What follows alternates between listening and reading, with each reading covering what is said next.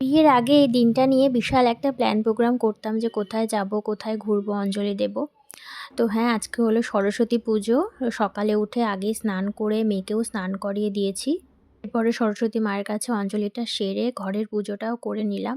পুজো করেই এখানে প্রসাদ নিয়ে বসেছি। আগে প্রসাদ মুখে দেব, তারপরে আবার মেয়েকে রেডি করব।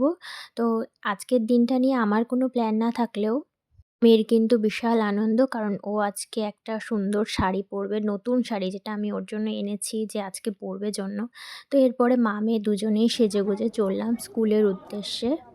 স্কুলে এসে দেখছি পুজো শুরু হয়ে গিয়েছে। তো এই যে পুজো শেষও হয়ে গেল। এখন এই যে আমার ছোট্ট লক্ষ্মী সরস্বতী দুটোই কি সুন্দর লাগছে দেখতে আমার মেয়েকে আজকে।